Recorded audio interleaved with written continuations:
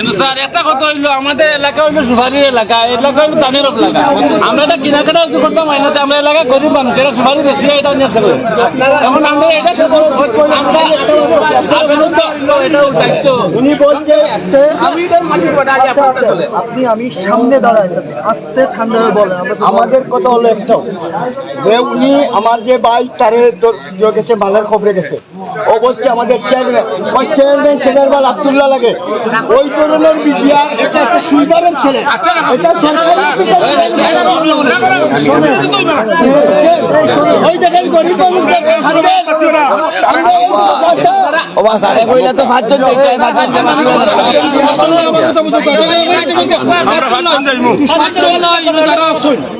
এরা তো সারা দক্ষিণজোর মানুষ, আইন শৃঙ্খলার কোনো অবনতি হইতো না।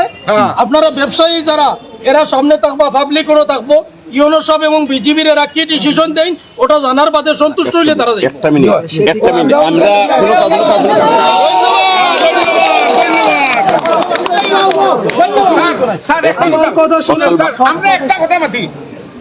আমাদের জকিগঞ্জের এই মৌসুমে 4 থেকে 5 মাস 6 মাসের খুরাক আমাদের সাধারণ মানুষের ফাইদা আমাদের সোনালী বছর এই সুপারিটা এই আমরা যদি দেখেন এই বাবুরহাট থেকে আমরা এটা জানি দেখেই তো কথা বলছি। আমরা যেমনি খবর পাইছি আপনার তো এইভাবে হয়রানি করা হয়েছে, আমরা এই সিঙ্গলা মিটিকে তুলিয়া ধরছি, বিজেপির জবাব দিতে পারছেন না, এক্সিলেন্ট স্যার এখন পাঠাইছেন আপনারা যেন এইরা আপনারা প্রতিনিধি আউকা এটা মাতবার সমাধানের ব্যবস্থা এটা আমরা জকিগঞ্জের ফসল, জকিগঞ্জের একমাত্র ফসল হইল এই তোমার সুবাদ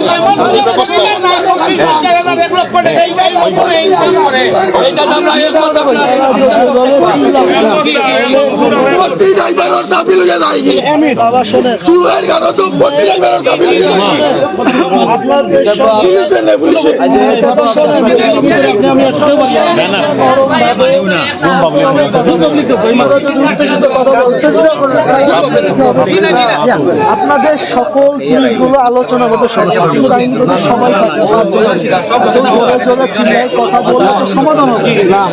আলোচনার মাঝখানে কিভাবে সমাধান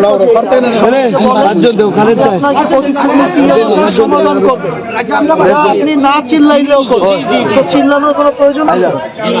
প্রতিনিধি মাতার লাগিয়ে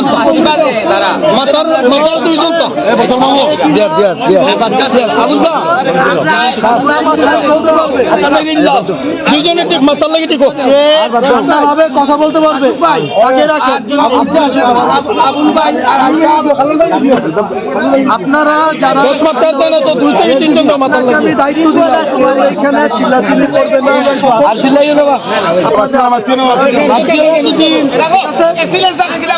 স্যার 3 জন দিয়ে না আমরা অন্তত 10 জন দেই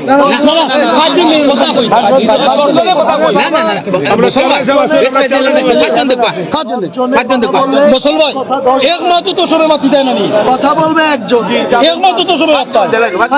যাবে কথা বলবে একজন, কারণ 5 জন 5 কথা বললে এলোমেলো হয়ে যাবে। আপনারা 5 জন আলোচনা করে কি দাবি লিখিত নেন, একবারে একজন কথা বলবেন, সমাধান করে বাসায় ফিরে যাবেন।